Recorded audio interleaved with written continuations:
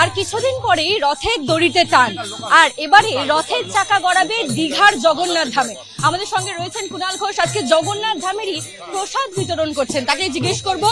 আর কিছুদিন পরেই রথ, দীঘার রথকে নিয়ে এবার একটা অন্যরকম উন্মাদনা, আর তার আগেই আজকে আপনি জগন্নাথ ধামের প্রসাদ বিতরণ করছেন।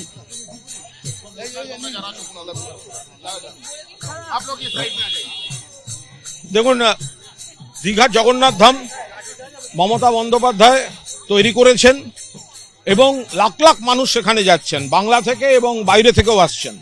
তো মমতাদি বলেছেন এর পবিত্র প্রসাদ সকলকে, সব বাড়ি বাড়ি পৌঁছে দিতে হবে। তাই 28 নম্বর ওয়ার্ডে আজ কাউন্সিলর অয়ন চক্রবর্তী আয়োজন করেছেন। আমরা এই এলাকায় বাড়ি বাড়ি প্রসাদ, প্রত্যেকে যাতে প্রসাদ পায়, আমরা সেই আয়োজনে আজ সকালবেলা বেরিয়েছি। তো জয় জগন্নাথ, জয় জগন্নাথ, জয় জগন্নাথ। মানুষের মানুষ স্বতঃস্ফূর্ত ভাবে গ্রহণ করছেন। বিশ্বাসে মিলায় কৃষ্ণ, তর্কে বহুদূর।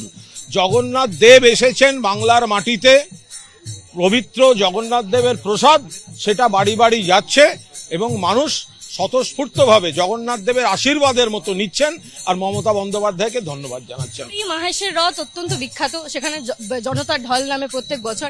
এবছর দীঘার জগন্নাথ ধামে যে রথযাত্রা হবে সেটা নিয়ে একটা অন্যরকম উন্মাদনা রয়েছে, কিরকম আশা করছেন যে কিরকম মানুষজন? দেখুন, দীঘার জগন্নাথ ধামের উদ্বোধনী অনুষ্ঠানটাই তো ছিল একটা সারা পৃথিবীকে দেখানোর মতো অনুষ্ঠান।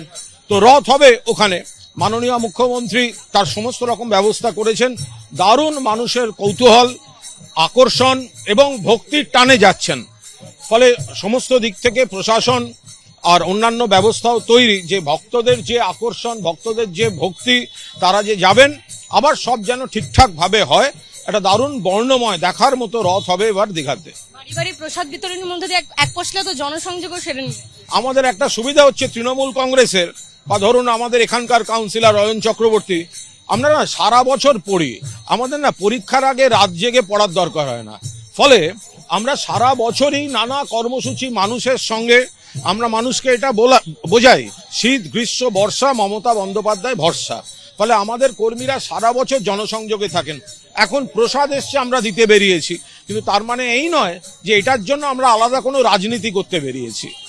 রশিদে টান পড়ার আগেই জগন্নাথ ধামের প্রসাদ বাড়ি বাড়ি পৌঁছে দিচ্ছেন তৃণমূলের প্রতিনিধিরা।